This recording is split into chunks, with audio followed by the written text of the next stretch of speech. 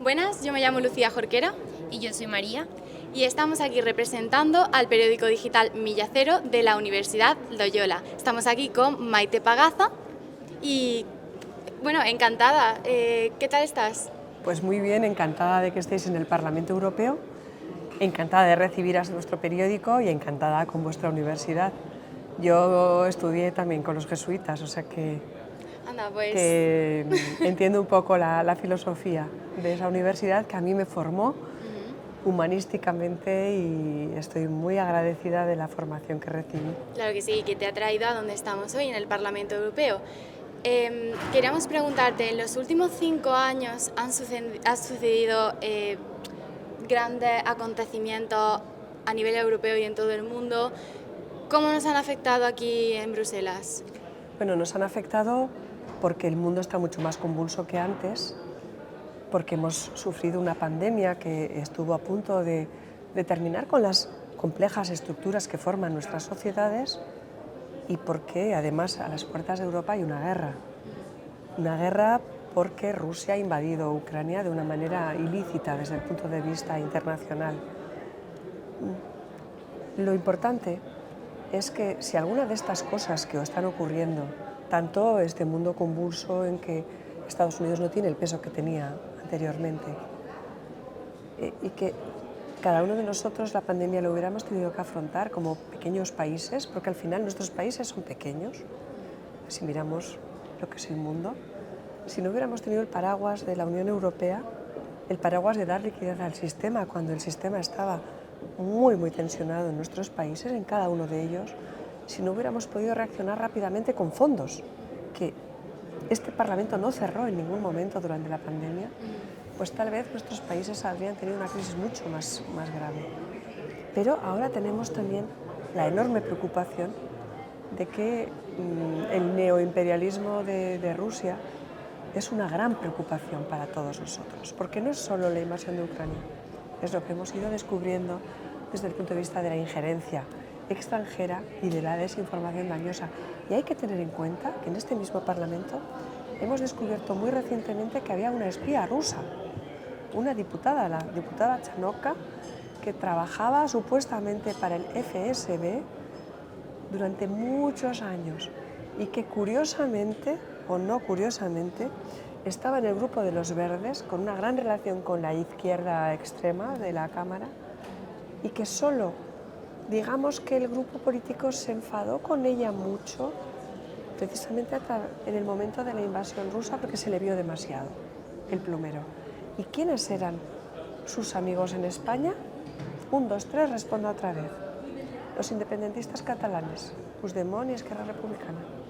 Los independentistas vascos, herederos del mundo de ETA.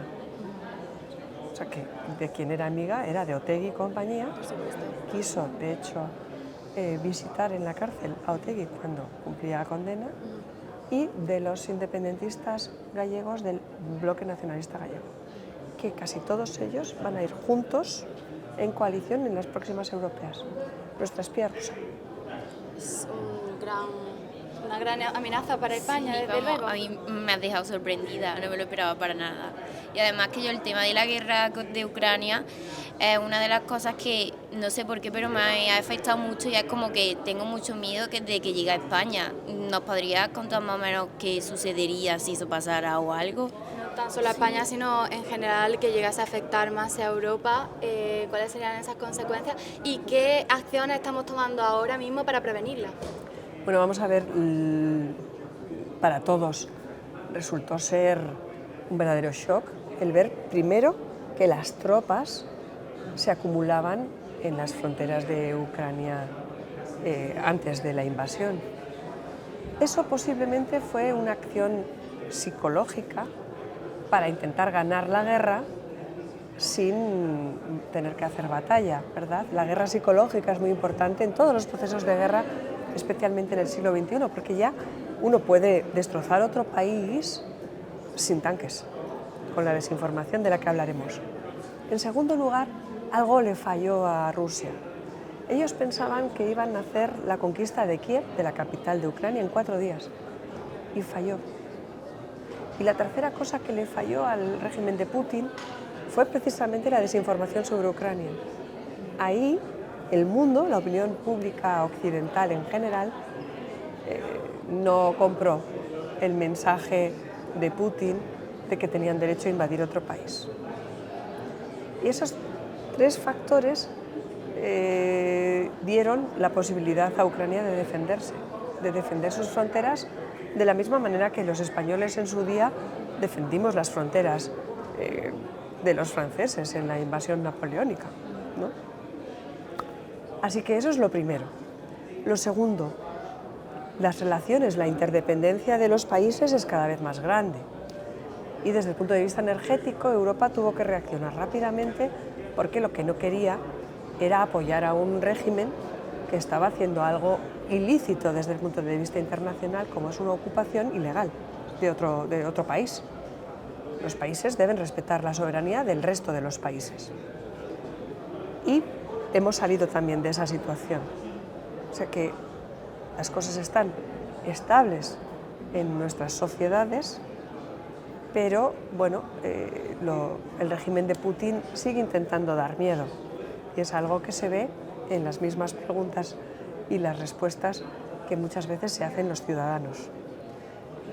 Hay que pensar que algunos de los países europeos, los países bálticos o Polonia, son frontera directa con Rusia o con un país casi títere de Rusia, que es Bielorrusia, y que buscan la solidaridad común de todos los europeos.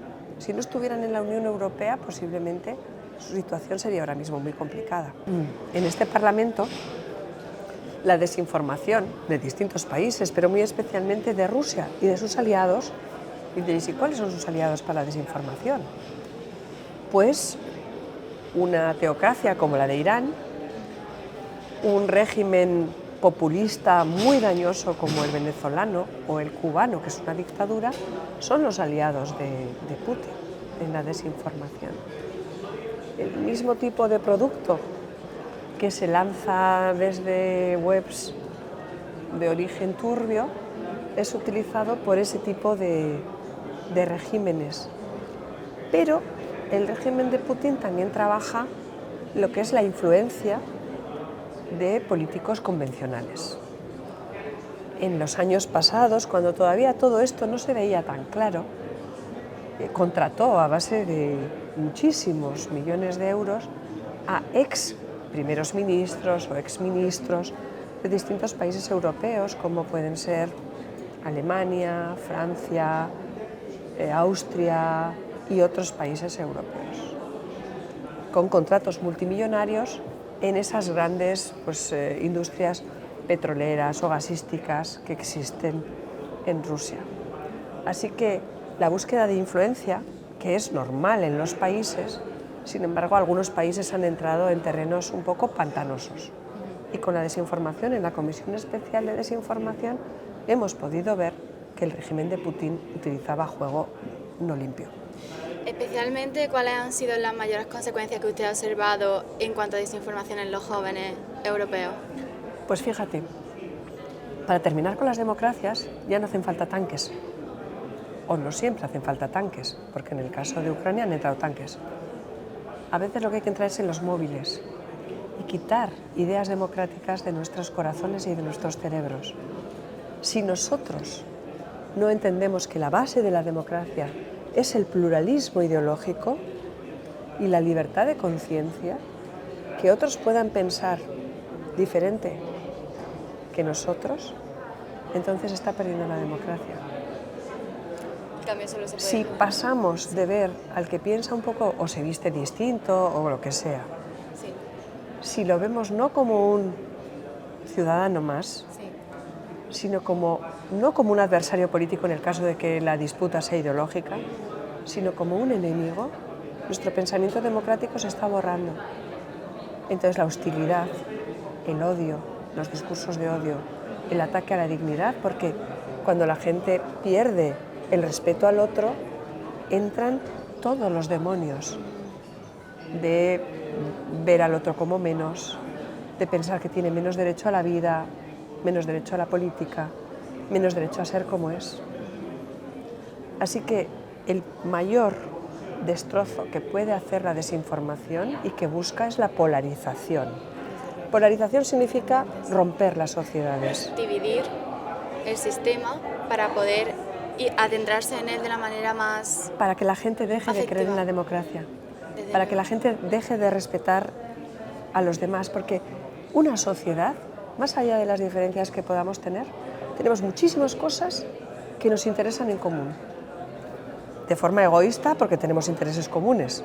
Nos interesa que nos vaya bien la economía, que nos vaya bien la sanidad, que nos vaya bien los servicios sociales, tantas cosas. Nuestras oportunidades de futuro, vuestras oportunidades de futuro. Y por solidaridad también nos interesa poder ayudar al otro.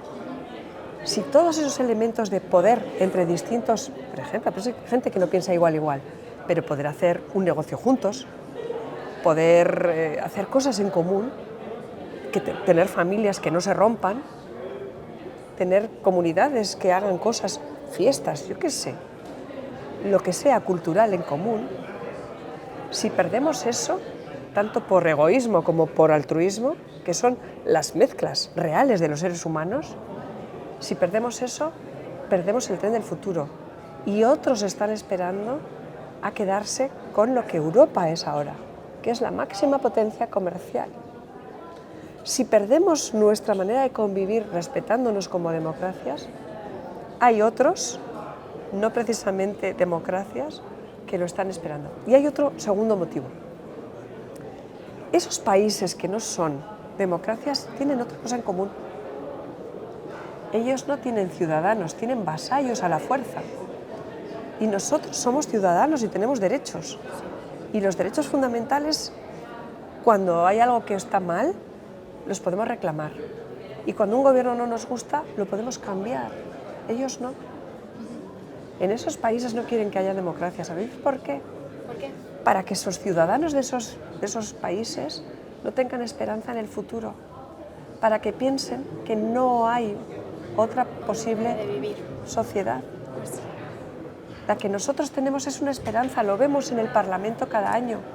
Te quería hacer una última pregunta y era qué mensaje querrías mandar a nuestros lectores y a las personas que nos están viendo, que son sobre todo jóvenes de entre 18 y 22 años, con mucha incertidumbre y muy poca información acerca de nuestro sistema europeo que nos mantiene ahora mismo unidos. ¿Qué mensaje les daría respecto a las elecciones europeas? Bueno, sin Europa, posiblemente nosotros como españoles, por otros motivos también, porque el populismo está andando en España, seríamos ahora mismo casi una sociedad muy rota y con muchos problemas. No quiero contar cosas políticas, pero creo que el Estado de Derecho en España en este momento está muy tocado con una tentación populista en el Ejecutivo importante. Y todas las otras cosas de las que hemos hablado, si no tuviéramos el paraguas de Europa, a España nos habría ido mucho peor. Nosotros además somos receptores de fondos. Somos receptores de la solidaridad de Europa desde el primer momento. Y seríamos una barquita a la deriva. Y además, con tantos problemas nuestros que ahora estamos tan polarizados, pues no nos iría bien. Creo que es importante el que las ideas que tengan las defiendan también en estas elecciones europeas. Y creo que es muy importante que piensen que ¿qué seríamos sin Europa? Claro. Sí. Entonces, el mundo viene complicado, pero si estamos unidos y somos listos, pues nos irá mejor. Entonces, para eso, lo más importante es que piensen que quienes piensan distinto, en general, salvo que cometan ilegalidades, pues no son sus enemigos. Que no vean enemigos en cualquiera que no es exactamente como ellos, que no tengan hostilidad ni odio hacia quien es un poco distinto. Sí, hay una frase que me gusta mucho, es cómo vas a generar el cambio sin mantener una conversación con una persona con la que no estés de acuerdo. Claro. Entonces yo creo que esa es una gran conclusión para la entrevista de hoy. Muchísimas gracias. Y llegar Maite, a compromisos. Y Aquí llegar a eso lo aprendemos compromisos, mucho. muy importante, para mantenernos unidos, para seguir fuertes y para vencer esta guerra de la desinformación poquito a poquito. Nada, muchas gracias por todo y nos ha encantado que hayas charlado un poquito con nosotras. Pues ha sido un verdadero placer. Hasta muy pronto.